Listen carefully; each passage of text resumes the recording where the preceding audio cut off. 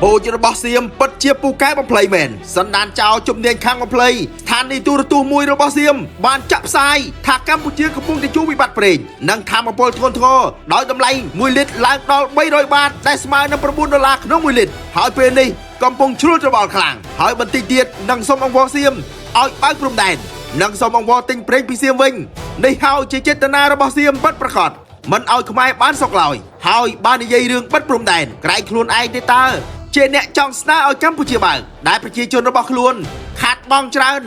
ដែលមិនអាចនាំទំនិញចូលកម្ពុជាបាន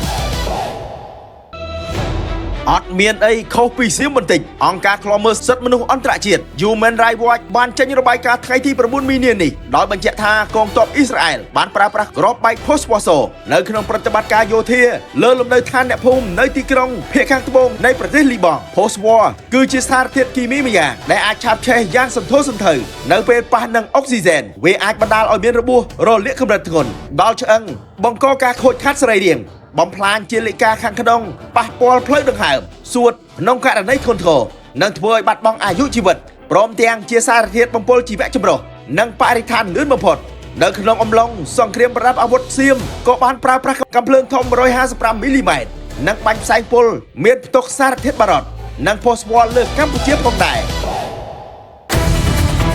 តម្លៃប្រេងធ្លាក់ចុះយ៉ាងគំហុកនៅថ្ងៃទី10ខែមីនាឆ្នាំ2026នេះតម្លៃប្រេងធ្លាក់ចុះមកសល់ត្រឹម$80ក្នុង1បារ៉ែលក្រោយត្រាំប្រមានវាយអ៊ីរ៉ង់លើសមុន20ដងនៃកម្លាំងបច្ចុប្បន្នបើហ៊ានបិទច្រកសមុទ្រហូម៉ូអាមេរិកតម្លៃប្រេងឆៅនៅសហរដ្ឋអាមេរិកបានធ្លាក់ចុះយ៉ាងគំហុកនៅយប់ថ្ងៃច័ន្ទចុះមកវិញត្រឹមតែ$85ក្នុង1បារ៉ែលដែលក្នុង1បារ៉ែលស្មើនឹង159លីត្រក្រោយពីឡើងដល់$111ក្នុង1បារ៉ែលកាលពីព្រឹកថ្ងៃច័ន្ទទី9ខែមីនាឆ្នាំ2026ការធ្លាក់ចុះនេះក្រោយពីលោកប្រធានាធិបតី Donald Trump ថ្លែងថាសង្គ្រាមនៅអ៊ីរ៉ង់ជិតចប់ទាំងស្រុងហើយគឺសម្រេចបានមុនពេលកំណត់ក្រោយត្រាំក៏បានប្រមានទៅអ៊ីរ៉ង់ថាបើអ៊ីរ៉ង់ហ៊ានបិទច្រកសមុទ្រហូម៉ូនោះអាមេរិកនឹងវាយអ៊ីរ៉ង់រហូតដល់គុណនឹង20ដងនៃចំនួនកម្លាំងដែលអាមេរិកកំពុងតែវាយទៅលើអ៊ីរ៉ង់ក្នុងពេលបច្ចុប្បន្ននេះ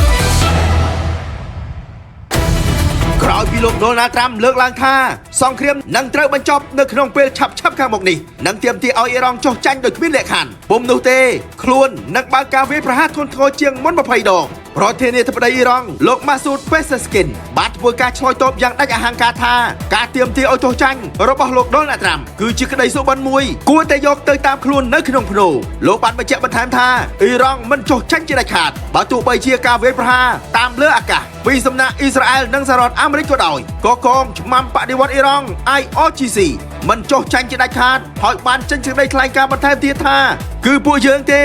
ដែលជាអ្នកកំណត់ទីបញ្ចប់នៃសង្គ្រាមមិនមែនជាកងទ័ពរបស់អាមេរិកឡើយអនាគតនៃតំបន់គឺស្ថិតនៅក្នុងដៃរបស់កងកម្លាំងប្រដាប់អាវុធរបស់អ៊ីរ៉ង់ស្របពេលដែលកងឆ្មាំបដិវត្តរបស់អ៊ីរ៉ង់បានប្រកាសថាប្រទេសនៅក្នុងតំបន់អារ៉ាប់ឬអឺរ៉ុបណាក៏ដោយដែលបណ្ដេញឯកអគ្គរដ្ឋទូតរបស់អ៊ីស្រាអែលនិងសហរដ្ឋអាមេរិកចេញពីប្រទេសអ៊ីរ៉ង់នឹងបើកឲ្យមានសេរីភាពពេញលេញក្នុងការបើកឲ្យកប៉ាល់ដឹកប្រេងឆ្លងកាត់ច្រកសមុទ្រហូម៉ូចាប់ពីថ្ងៃស្អែកនេះតទៅ